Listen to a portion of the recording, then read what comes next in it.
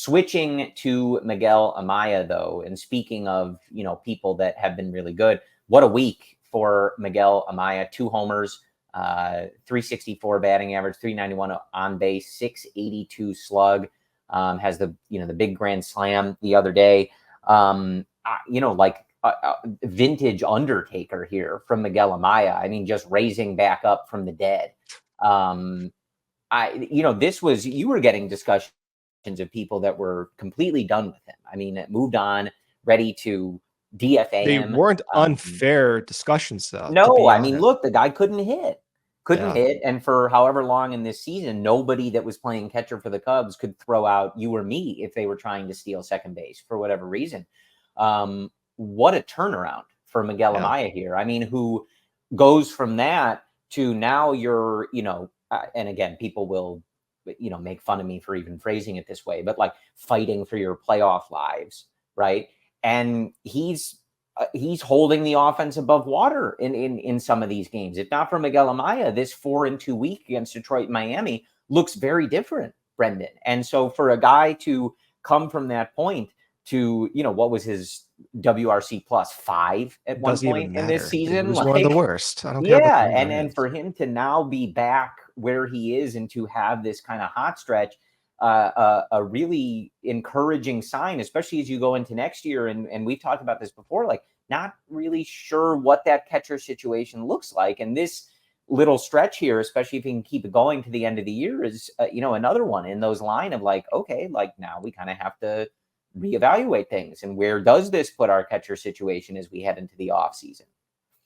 His numbers since the All-Star break and getting more playing time are just absolutely absurd. But most absurd is that strikeout rate. 12% strikeout rate in almost his last 100 plate appearances, while having a ton of power and batting over 300, hitting 4 home runs, hitting doubles. He's been one of the best hitters, not just on the Cubs, but scale to his playing time, one of the best catchers in the league offensively over the past month and a half now. Ever since he removed that leg stride, that has been the takeoff point for him, which is funny because the contrast is PCA developed a leg stride. So this is just how stupid baseball is. PCA takes off because he stole Miguel Amaya's leg stride. That's kind of how I look at it. The talent with Miguel Amaya has always been there. The fascinating feature about this and his resurgence, and it was borrowed from what they were talking about in the marquee broadcast on Saturday, but I didn't even realize. I always knew intuitively he didn't play much since 2019, but I didn't really understand the scale of it. This is absurd. Since 2019, he's had under 500 plate appearances across every level. That's insane.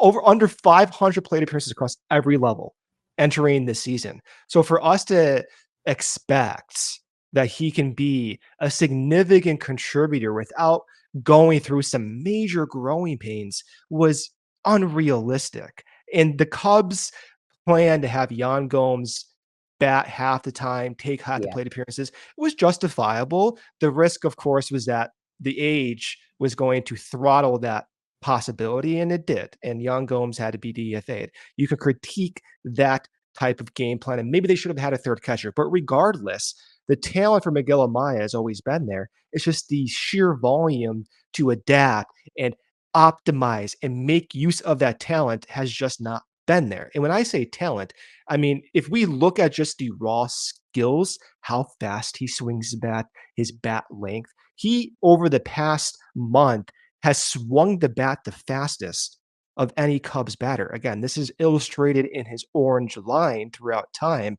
He's swinging the bat faster than Dansby Swanson.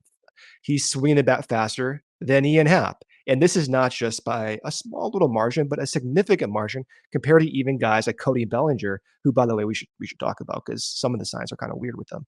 But all this is showing that Miguel Amaya is not just some like guy who's finding barrels recently.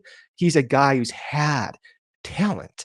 And if he can find a way to make use of that and save himself from being non-tendered in the offseason, it adds value to this 2025 team. Is it enough to secure an everyday catching role? I'm not sure. I think some of the extreme lows were still concerning, and the defense, the low pop-up time, the struggles throwing batters out is an actual concern, but he enters the conversation of what the Cubs can do next to shore up that catching depth. And if the offense even normalizes not to, this standard, but around league average, it does provide the Cubs more options going into the offseason. Yeah. And so you guys have heard us say this before, but as we've talked about, the numbers with Miguel Amaya has him as our Illinois pork producers power player of the week. He provided the power all week for the Cubs, and that is presented by Illinois pork producers. Savor the flavors, savor the gains, and celebrate any occasion by enjoying the best pork produced by Illinois pig farmers. 1073 OPS for Miguel Amaya this week. 2 homers, big grand slam. And as you said, Brendan, it's one of those things that you mentioned the plate appearances, since 2019. That was what was so fun about the story. When he was able to come up and join this club and stay with the team and kind of start his MLB career, was that he had such a tumultuous run in the minors. It's a top prospect who just seemed to have every injury and roadblock kind of thrown at him on his trajectory. And so for him to come up was really exciting, and to see him kind of oh man, maybe he's found this, and he can get back into kind of his former status. And then, it kind of tanked, obviously, with the offensive numbers.